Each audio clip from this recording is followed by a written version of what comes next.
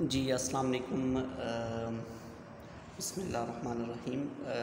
आज का business law BS commerce जो हम लोगों का आज का लेक्चर है वो है क्वेश्चन नंबर 2। ये लेक्चर नंबर 3 है और इसमें हम क्वेश्चन नंबर 2 डिस्कस करेंगे। जो लेक्चर नंबर 1 एंड 2 है उसमें क्वेश्चन नंबर 1 जो है वो हमने डिस्कस किया। अब जो क्वेश्चन नंबर 2 है वो हमारा बहुत ही इम्पोर्टेंट क्वेश्चन है और इससे आज हम स्टार्ट करेंगे। क्वेश्चन है डिफाइन कॉन्ट्रैक्ट। कॉन्ट्रैक्ट क्या है हम इसको डिस्कस कर चुके हैं ऑलरेडी लेक्चर नंबर 1 एंड 2 में।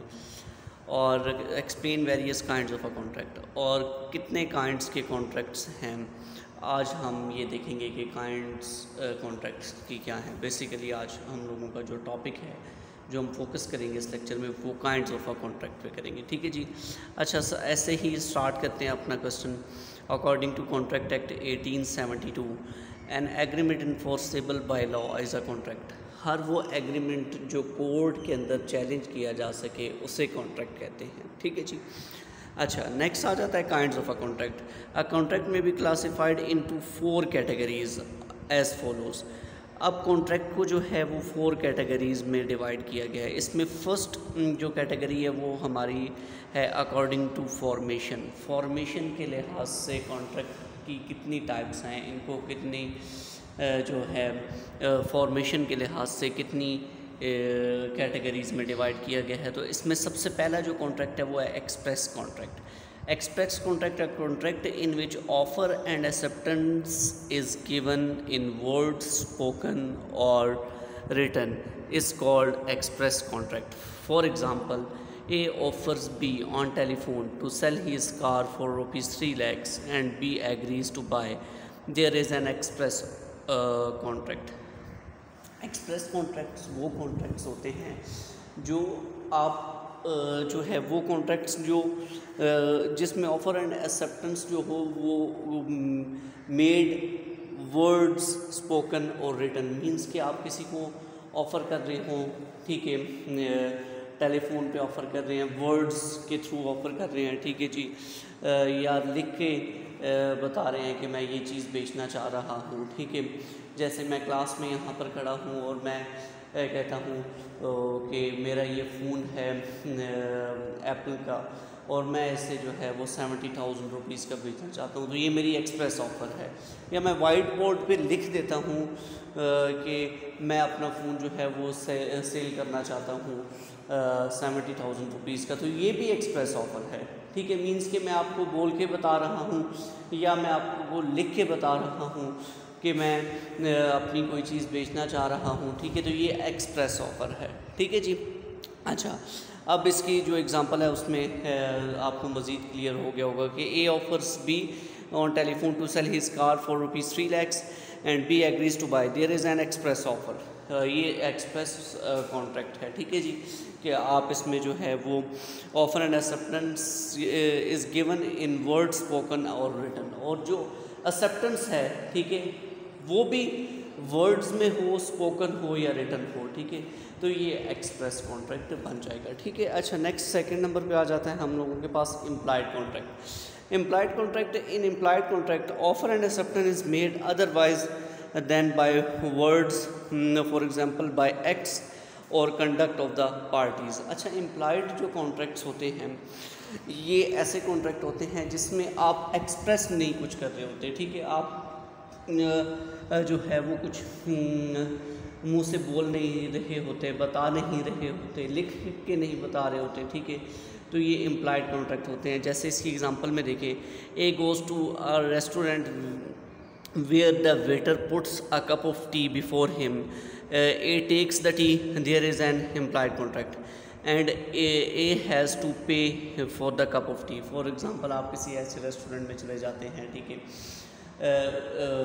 जहाँ पर सिर्फ जो चाय मिलती है वहाँ पे, तो ज़ाहिर सी बात है जब आप उस रेस्टोरेंट में जाएंगे तो वहाँ पे आपको वो चाय ही पेश करेंगे, तो आप वहाँ पे जब जाके बैठेंगे तो आपको चाय दी जाएगी। आपने बोला कुछ नहीं है, लेकिन वेटर जो है वो आता है और आपको चाय का कप देता है और आप वो पी लेते हैं और उसके बाद आपको पेमेंट करनी पड़ती है। इसकी एक और एग्ज़ाम्पल देखें, the bus driver mainly stop the bus at the bus stop and the passenger board without being invited.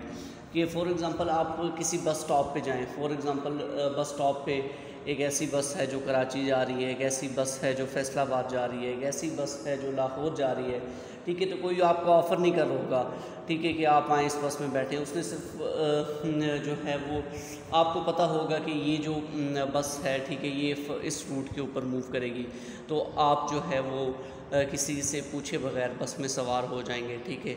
लेकिन जब आप बस में बैठ जाएंगे तो अब वो जो बस कंपनी होगी, ठीक है, उसके साथ आप कॉन्ट्रैक्ट में इंटर हो जाएंगे, ठीक है। क्योंकि अब आप ऐसे नहीं हो सकते कि आधे रास्ते पे जब पहुंच जाएं तो आप कहें कि मैं आपके जो चार्जेस हैं, जो किराया है, वो नहीं पे करता हूं, ठीक है। तो ऐसे हो नहीं सकता क्योंकि आप कॉन्ट्रैक्ट में इंटर हो चुके होंगे और ये इम्प्लाइड कॉन्ट्रैक्ट होगा, ठीक है जी।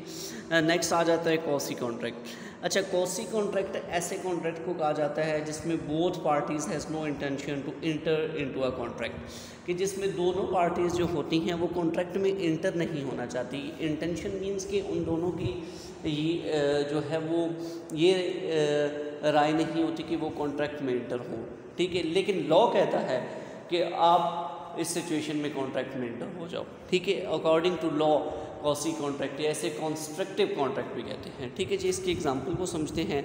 ए found lost goods of B, there is an quasi contract and A is bound to return the goods to B.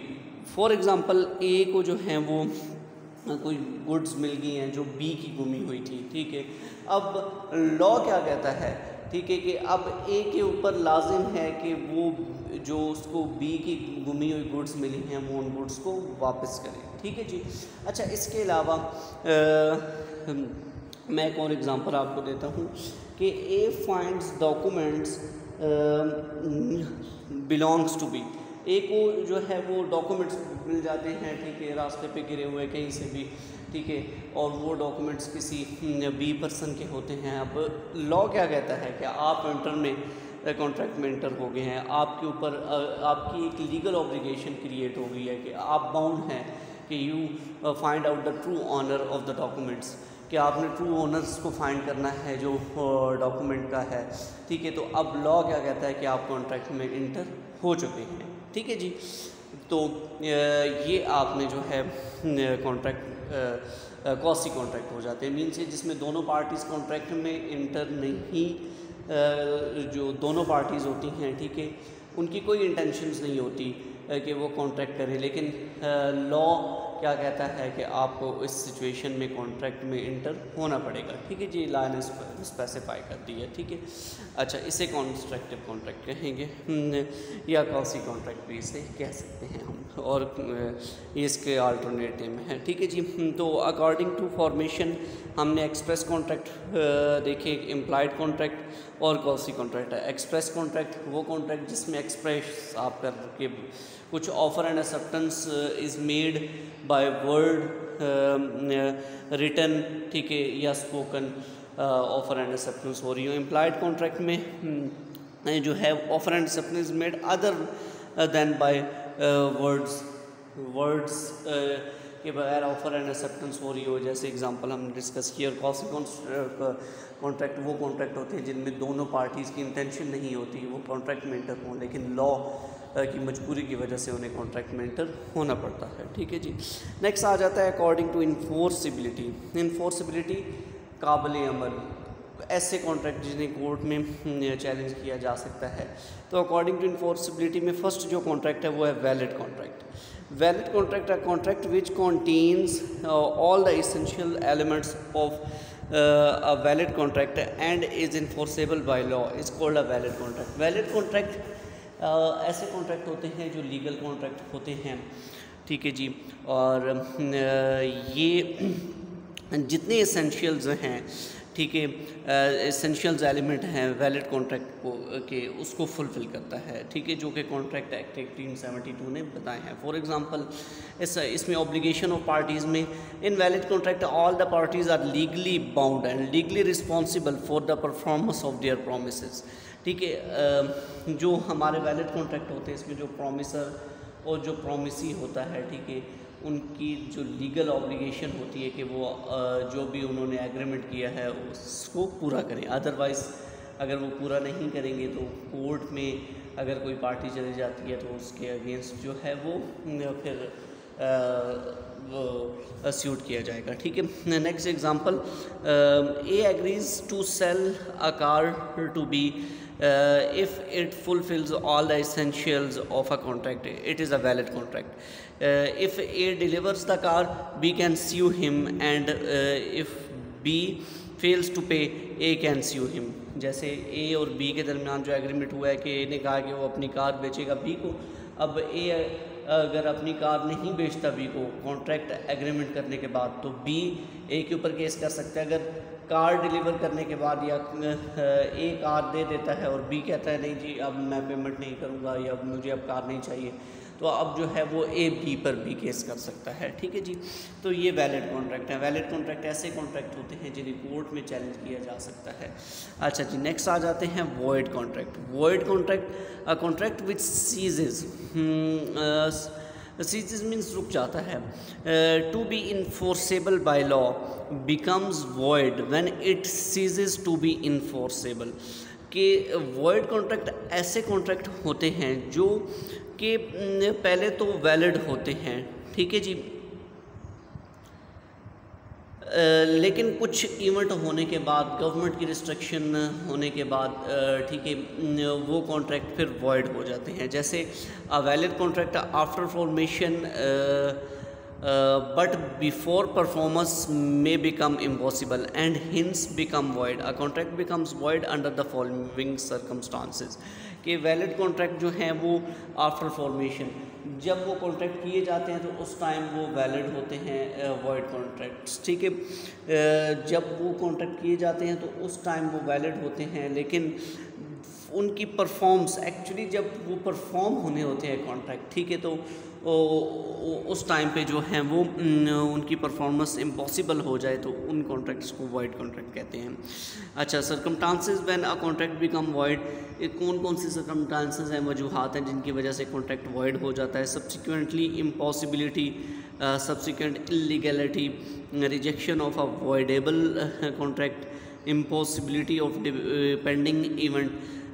इसकी obligation of party when a contract becomes void, both the parties get free of their obligations, however the parties have to restore the benefit received under the contract।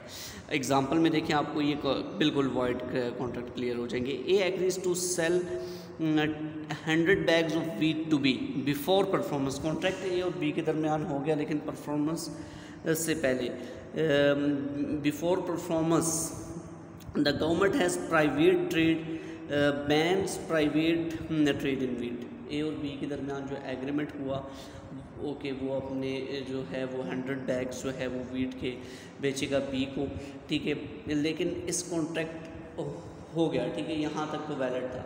लेकिन अब government ने इसकी performance, अब ए ने आने वाले कुछ दिनों के बाद वो 100 बैग्स भेजने थे बी को और बी ने उसकी पेमेंट करनी थी, ठीक है। तो अब क्या हुआ कि गवर्नमेंट ने बैन कर दिया कि अब आप जो है वो प्राइवेट ट्रेड नहीं कर सकते वीट की। तो इस सिचुएशन में जो दोनों पार्टीज़ थी, ठीक है, वो have to restore the benefit received under the contract.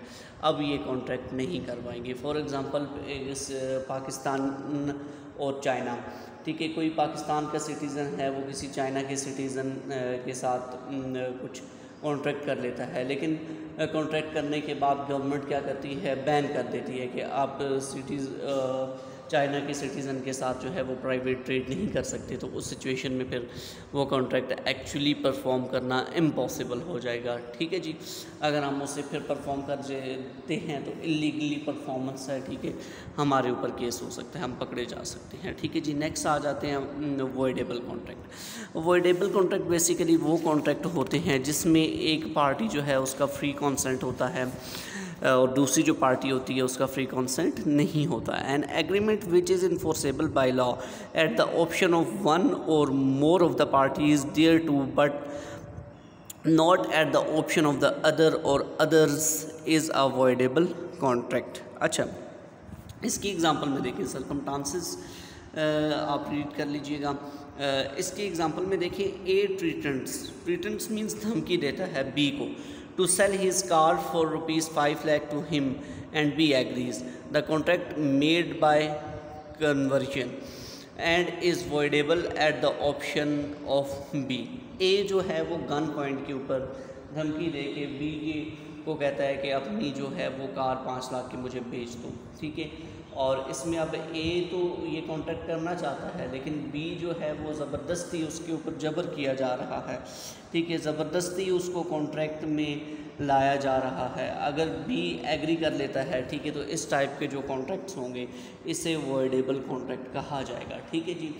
क्योंकि इसमें जो कॉन्सेंट है सेकंड पार्टी का, बी पार्टी का, ठीक है, वो फ्री नहीं है, वो राज़ी नहीं है इस कॉन्ट्रैक्ट में इंटर होने के लिए, तो ये वॉइडेबल कॉन्ट्रैक्ट है। अच्छा, इसमें एक बात याद रखिएगा, वॉइडेबल कॉन्ट्रैक्ट में अगर तो जो बी है, अब अगर बी कॉन्ट्रैक्ट करने के बाद नेक्स्ट डे अगर वो कहता है कि ये कॉन्ट्रैक्ट मुझसे जो है वो गन पॉइंट पे करवाया गया, तो तब तो वो कॉन्ट्रैक्ट वॉइडेबल होगा। लेकिन अगर बी चुप रहता है, वो कहता है, वो बोलता ही नहीं है, ठीक है, तो वो कॉन्ट्रैक्ट को वैलिड कर देगा। जब वो कॉन्ट्रैक्ट को वैलिड कर देगा, ठीक है, तो वो फिर उसको वॉइडेबल नहीं कर पाएगा, ठीक है जी। अच्छा, नेक्स्ट हमारे पास आ जाता है इसमें obligation of parties. The parties are legally bound to perform the contract unless it is rejected by the aggrieved party. ठीक है जी। एग्रीव पार्टी वो पार्टी होती है जिससे गन पॉइंट पर कॉन्ट्रैक्ट करवाया जाए, ठीक है। अच्छा, और सेकंड इसमें if the contract is rejected the parties get free from their obligation but they have to restore the benefit received under the contract. Next आ जाते हैं unenforceable contract. Unenforceable contract, an unenforceable contract is one which cannot be enforced in a court of law because of some technical defects, for example absence of writing or registration or requisite stamps etc. When these defects are removed, the contract becomes enforceable. Obligation of parties में देखें, the parties may perform the contract but in case of breach of such contract the aggrieved party is not entitled to the legal remedies. अच्छा, अनइन्फोर्सेबल contract basically वो contract होते हैं जो होते तो valid contract हैं, ठीक है, लेकिन किसी टेक्निकल डिफेक्ट की वजह से उन कॉन्ट्रैक्ट को कोर्ट के अंदर चैलेंज नहीं किया जा सकता, ठीक है। फॉर एग्ज़ाम्पल कोई स्टैंप लगानी थी, रजिस्ट्रेशन करना था, ठीक है, कोई साइन होने थे, ठीक है, उस कॉन्ट्रैक्ट के ऊपर वो स्टैंप नहीं लगी या साइन नहीं हुए, ठीक है, तो अब उस टेक्निकल डिफेक्ट की वजह से उस कॉन्ट्रैक्ट को कोर्ट में हम लोग चैलेंज नहीं कर सकेंगे। जैसे इसकी एग्जांपल मैं देता हूँ आपको, ठीक है। ए borrows rupees 10,000 from B.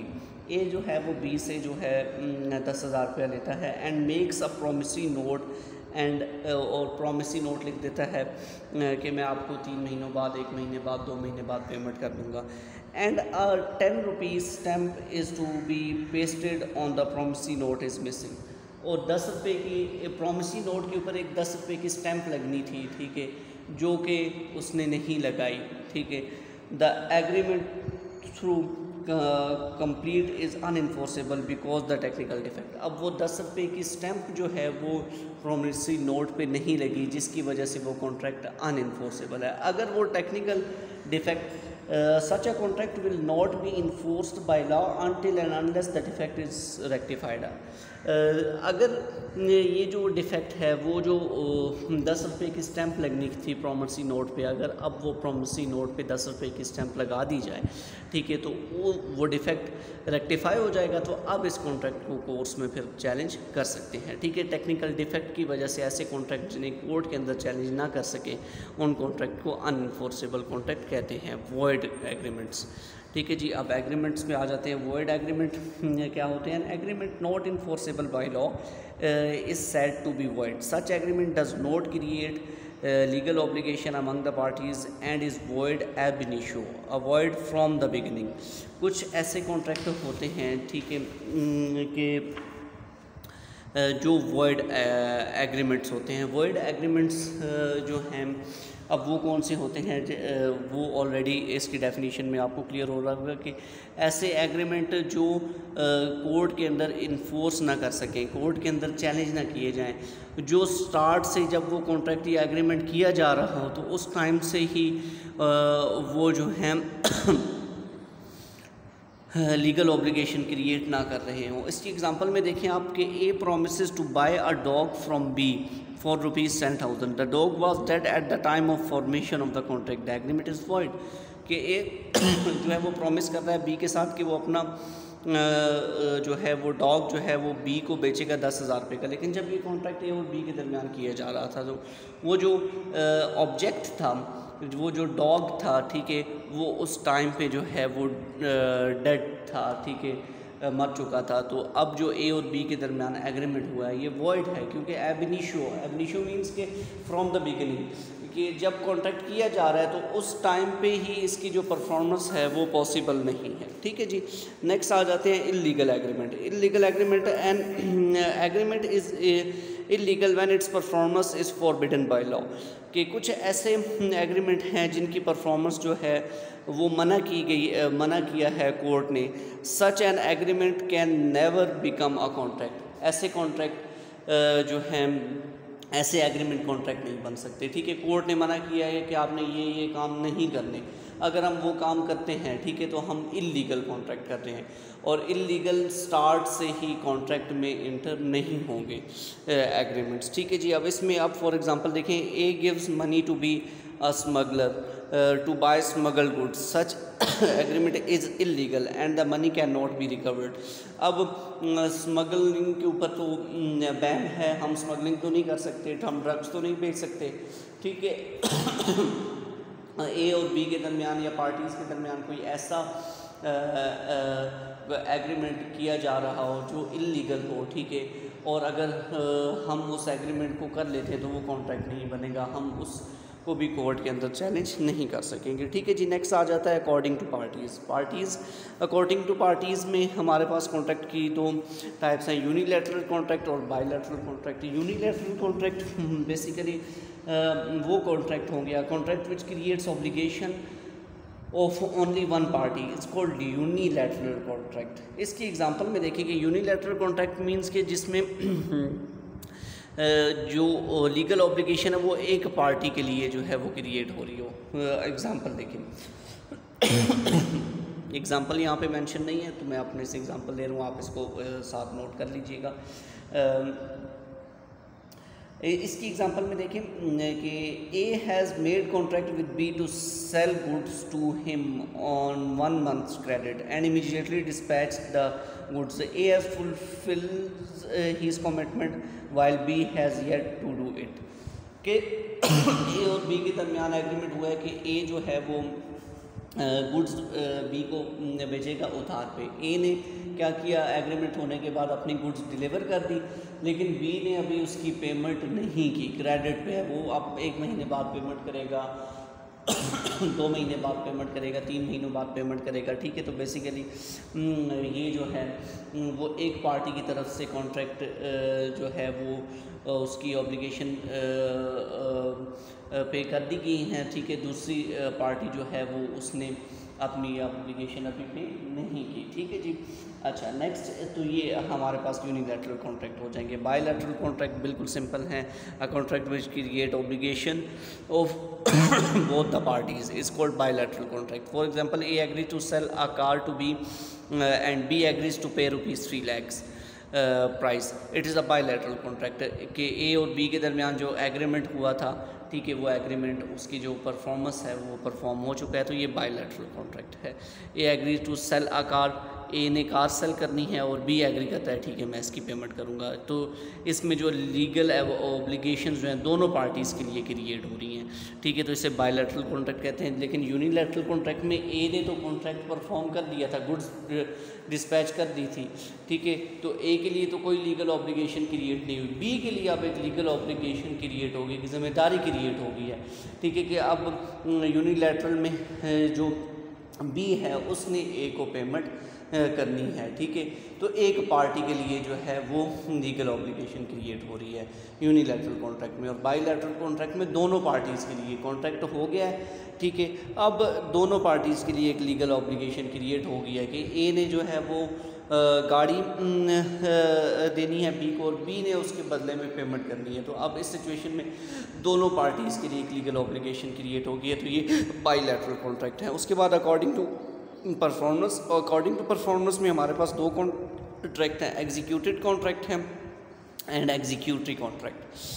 Executive contract, a contract which is performed by both the parties and nothing remaining to do be done under the contract is called executed contract. Executed contract ऐसे contract होते हैं जिसमें दोनों parties अपनी obligations perform कर दें, अपनी responsibilities perform कर दें, और contract nothing remaining in the contract, तो उसे एग्जीक्यूटेड कॉन्ट्रैक्ट कहते हैं। For example, A agree to supply 10 bags of rice to B for ₹10,000, A deliver the bags and B makes the payment, the contract is executed. के जो ए और B के दरमियान agreement contract हुआ था, दोनों पार्टीज़ ने अपनी ऑब्लिगेशंस परफॉर्म कर दी हैं, तो कॉन्ट्रैक्ट के अंदर nothing remaining in the contract, तो ऐसे कॉन्ट्रैक्ट को एग्जीक्यूटेड कॉन्ट्रैक्ट कहते हैं। Executory contract, a contract in which one or both the parties have yet to perform their obligation,